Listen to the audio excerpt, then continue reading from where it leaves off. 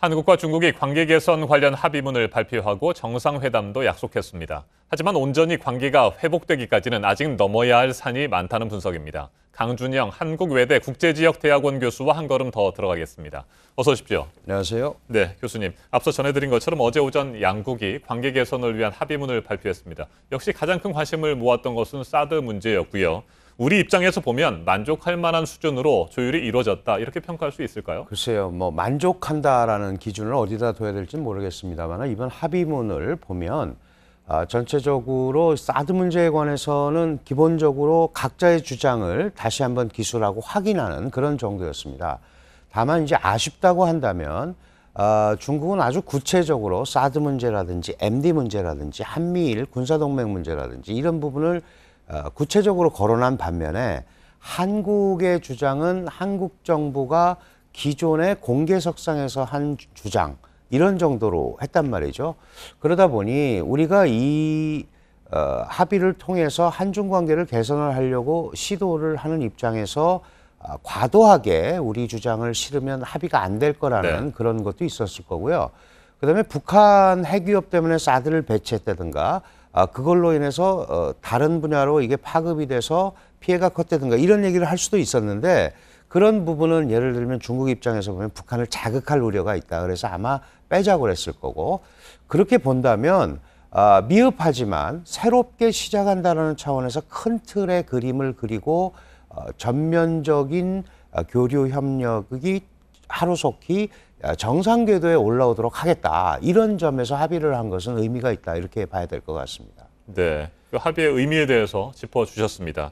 실제 합의문을 살펴보면 사드 배치에 대한 양국의 입장은 크게 달라진 것이 없어 보입니다. 어떻습니까? 그렇습니다. 달라질 수가 없죠. 중국은 사드라는 시스템이 결국은 중국의 전략 이익과 기존의 전략 균형을 해친다고 판단을 하기 때문에 명시를 했죠.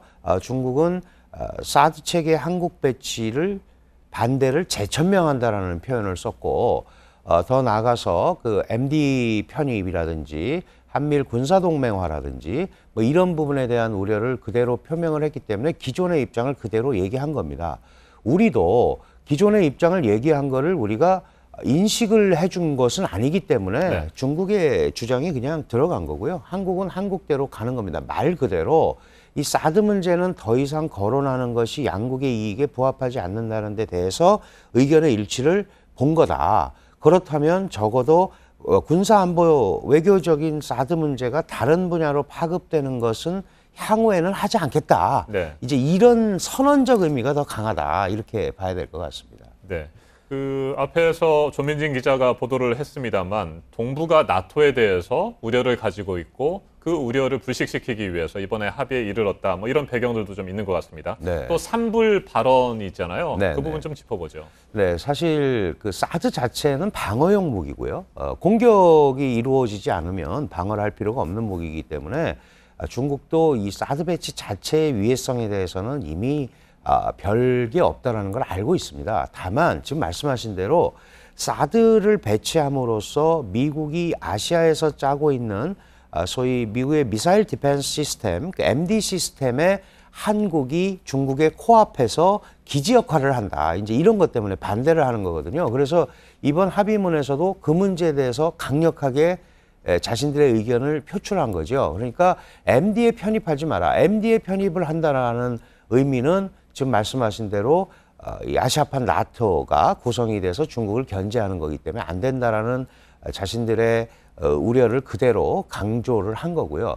우리 강경화 장관의 국회 답변에서도 나왔습니다마는 MD 체제 편입하지 않겠다. 사드 더 이상 추가 배치하지 않겠다. 이런 표현을 했단 말이죠. 근데 이거는 한중 간에 둘이서 해결한다고 될 문제가 아닙니다. 기본적으로 이 사드 문제라든지 이런 문제들의 배후에는 북한 핵이라는 게 분명히 있지 않습니까? 우리가 이번에 북핵은 명시되지 않았지만 북한 핵 위협 때문에 모든 게 벌어지는 시작이란 말이죠. 그러니까 북한 핵 위협, 핵 사태, 핵 개발, 핵 보유 이런 것들의 진전 상황에 따라서 얼마든지 이거는 다시 문제가 될 수 있는 소지를 갖고 있다. 이렇게 봐야 될 것 같습니다. 갈등의 불씨는 좀 남아있다. 그렇습니다. 이렇게 봐야 기본적으로. 되겠군요. 그래서 이번 합의를 계기로 다음 주 APEC 정상회의 때 한중 정상회담이 열리기로 되어 있습니다. 이 부분도 뭐 성과라고 볼 수 있을까요? 그렇죠. 사실 한중 정상회담을 하려면 국가 원수들끼리 정상회담을 하려면 최소한의 이견은 어떤 형태로든 간에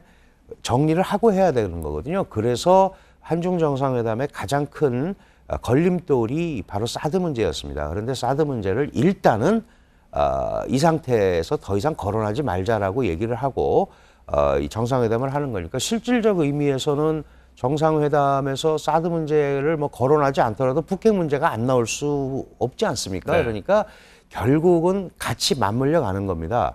그럼에도 불구하고 양국이 공동이익을 위해서 사드를 가지고 더 하는 것은 끌고 가는 것은 좋지 않다. 여기에는 중국의 전략적 판단이 작용한 겁니다.